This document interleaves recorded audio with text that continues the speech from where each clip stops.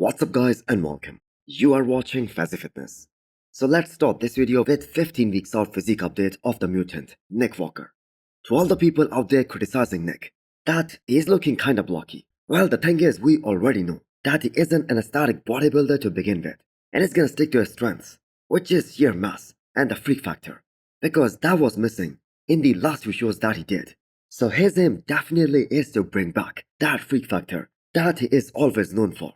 Because the thing is, that is his only shot at winning big shows like this upcoming Pittsburgh Pro. And that too against a guy like Martin Fitzwater. And possibly Derek Lunsford as well. And I have got to say, for 15 weeks out, he looks pretty damn good for this far out of the show. So that rear lat spread, that was one of the weakest shots of Nick just a few years ago. But he's finally comfortable posting his bad shots too on social media, which just goes to show us that the man is super confident this time. Now, most of us were really impressed by his front lat spread that he posted a week ago. So it seems like whatever system his new coach, Kyle, has him following, it's definitely working. Now, next fate on how high will he be able to place at the upcoming Olympia this year or win an Olympia title. That is kind of dependent on how these other top guys like Derek, Samson and Hadi Chopin show up. Because the thing is, at this point we already know that he will never have those big sweeping quads, especially from the front. Neither will he ever have a very tiny waistline. So it is logical to think that if someone like Hadi or Samson or Derek, they bring the same level of muscularity and conditioning with better shape, they're gonna place better than Nick Walker.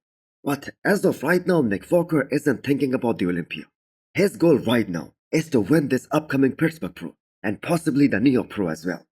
And that is gonna mean he will be back in the discussion for that potential top 3 spot at the Olympia later this year in October. Because he will have to face a guy like Martin Fitzwater at this upcoming Pittsburgh Pro. And that means beating a top 4 guy in the world. So Carlos Thomas Jr. himself isn't a fan of posting lots of progress pictures and physique updates. But the good thing is that his coach Patrick Tour is doing such a good job of hyping up Carlos and also creating a hype train for him. So most of us were kinda concerned about how Carlos's back is gonna look like at this upcoming Arnold, Ohio, because that is his biggest weak point, and that is based on his entire pro career that we have seen so far. And the thing is, he has done only one show, and that was Texas Pro.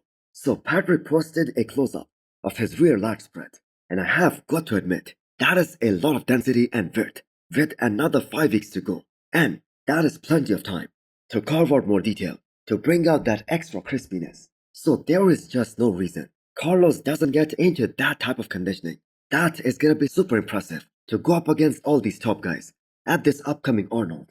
Now, some people were quite mad at him being confident enough to say that he's looking forward to getting a comparison with the former Miss Olympia Derek Lunsford. And yes, a part of that argument is kind of true, that you need to earn that respect to be compared to the likes of Derek Lunsford, who has won the Olympia title in 2 different divisions. But at the same time, Carlos isn't an ordinary talent, and there is a reason. He wanted to do Texas Pro as his pro debut back in 2023, so that he can get compared to the likes of Andrew Jack and Hunter Labrada. Now, even if Carlos loses both the back shots, the back double and back lat spread against multiple guys in this lineup, but we have to keep in mind that is just 1 or maybe 2 poses, and he is extremely confident about all of his other shots, and so am I. Guys, Mr. Olympia Signature Series is now live on hostile.com. Use the code FAZI10 to get 10% discount and click the arrow below to check out all the Hostile products. Not a word from Big Ramy or his team about all the speculations that the Big Ramy is gonna make a comeback, or these are just rumors. Or is it just a stunt that Kai Green continued to pull off for so many years, giving false hope to all of his fans and the entire bodybuilding community that he's gonna come back? But that actually never happened. And I do hope that this comeback of Big Ramy, that actually happens, and the man gets a standing ovation on his final run, especially at that Olympia stage, irrespective of where he places, because the man 100% deserves that. Now, looking back at some more mind-blowing physique updates from Big Ramy, especially these ones from 2017 Mr. Olympia prep, that just goes to show you that he was a sight to behold. No wonder why Chris Aceto, who has prepped so many greats of the game, he named Big Ramy as the freakiest bodybuilder he ever saw in person. Now 2017 was that year when Big Ramy versus Phil Heath rivalry that was in full swing, and that was probably the biggest physique that Big Ramy brought to the stage, and he placed his career's best, second behind Phil Heath at that time. Maybe if Ramy had the conditioning of 2020 back in 2017 with that same size, he would have had a shot at beating Phil Heath, because Phil too was heavily criticized for his lack of abdominal control and that whole controversy about his bubble gut that actually happened in 2017. So the size of Big Ramy in his prime, that was truly unmatched. Guys, Gorilla Wear is offering a massive discount of up to 70% right now. Use the code Fazi10 to get 10% extra discount. It is kinda funny how Fouad always gives this impression on his podcast that he is in a bad shape. Well, his current shape is better than 90% of the world's population. And with the Masters Olympia coming up, who knows? Everyone is gonna jump onto that hype train that Fouad might make a comeback and do this show. Now, he has been one of the very few IFBB pros who openly admits that he desperately misses being on a bodybuilding stage and competing, and that too at the elite level. And his current physique, that is a reflection of how the man is still living the life of a bodybuilder, although he does have some injuries, like that tricep here. Now, Fouad doesn't get enough credit over the elite level of conditioning that he brought to the stage at several instances, especially when he was in his prime. So this is the men's open class we are talking about, and everyone was trying to get as big as they could possibly get, especially in that era when Fouad was coming up.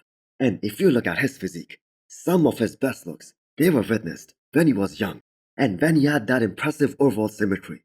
Now talk about him looking like this at the age of 46. That is truly commendable. So do you guys want to see Fouad compete at the Masters Olympia this year? Do let me know in the comments below. The reigning Miss Olympia Samson Daada posted the video of him hitting a different variation of the most muscular. And I have got to say, every single variation that looks as good as the other one is coming to this year's Arnold, Ohio, with the idea of having no weak points. And some of us who have been following Samson Daada long enough, we have noticed that he finishes his every single workout with some calves. Now that's his idea of attention to detail and being as complete as he possibly can. Now he did have weak points. Everyone was picking on him that he did not have a good enough back. And that is actually true. He did not have the best back in the men's open class. And that was actually the case up until the Olympia last year. But the way he has brought up his back lat spread, that is just amazing. And I guess Samson took some of those comments very personal. And that actually shows in his physique. Now we can never say that a victory is guaranteed for any bodybuilder, no matter how dominant he is, no matter how good the prep goes. Because every minute detail that matters when you are up against the best of the best, and that too on the big stages like the Arnold and the Olympia. But as the reigning Olympia champion, as well as the guy who's continuously making all those improvements, Samson is gonna be really damn hard to beat. So hit the thumbs up button if you liked the video, and smash the subscribe button if you wanna come back for more. Thanks for watching.